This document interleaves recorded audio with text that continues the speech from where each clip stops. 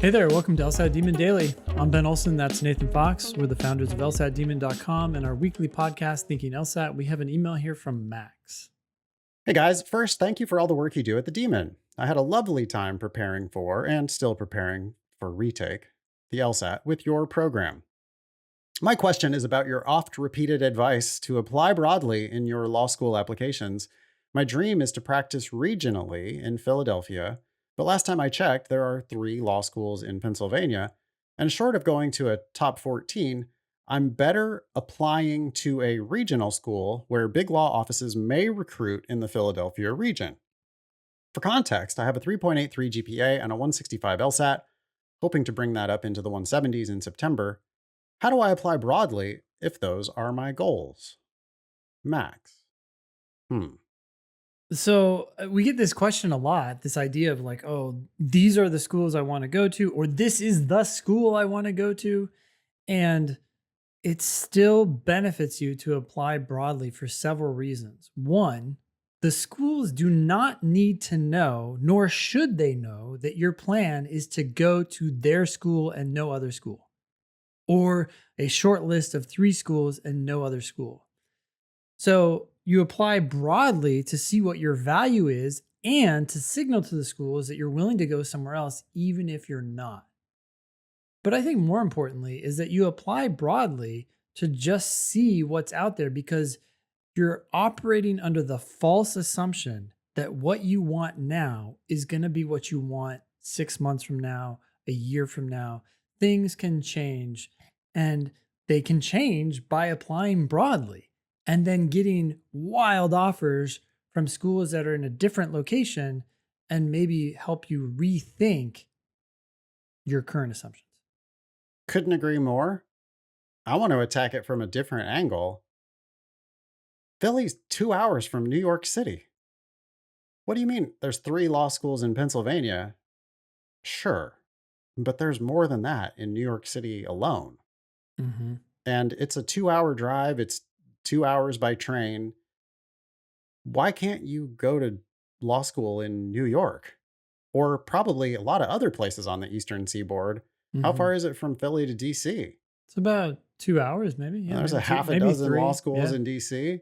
I mean, the East Coast is population dense and it's small states and everything is really close together.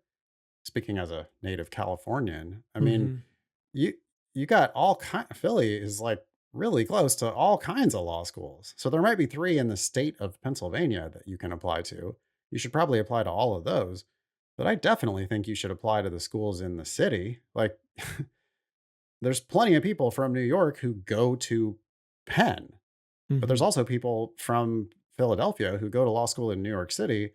I think there's far more schools available than Max is really thinking about. Mm-hmm. Keep working on the LSAT, Max. 3.83 is good, but not great. 165 is also good, but not great. Keep retaking the LSAT. Keep working on your prep. Keep retaking the LSAT to get the best score you can possibly get.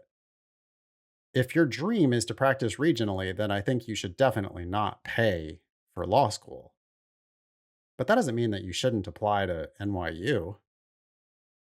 I mean, you get into NYU, and all of a sudden, the schools in Pennsylvania, I mean, not Penn, but the other schools in Pennsylvania are going to be like, oh, this dude's going to walk and go to NYU if we don't give him a scholarship. Even if you don't like expressly tell them that you got into NYU, but you could. But even if you don't, you put yourself in this negotiating position where you have a good walking away position, which is, Yeah. oh, I could always just walk and go to NYU. Why would I take this shitty offer and pay too much to go to some regional school? Yeah. Just imagine that you find a car that you would be extremely happy with at a great price. You want a different car because, I don't know, you like the color a little bit better. But when you go and negotiate for that other car, you know in the back of your head, you can always fall back on that first option. Yeah. It just makes it so much easier to negotiate and demand things as opposed to feeling like, okay, I got to do this or nothing's going to happen. Yeah. Nothing bad's going to happen from applying to 10 schools, Max. you can find 7 other schools in addition to the 3 that are in Pennsylvania. I would challenge you, Max, to get your best LSAT, but then also apply to 10 schools at a minimum, just so that you can get a measure of your attractiveness in the marketplace so that you can make sure that you're paying the right price for whatever school you decide to go to. Yeah, thanks. Keep us posted, Max. Email daily@lsatdemon.com if you'd like to ask us a question or share some LSAT or law school admissions news. Thanks for listening.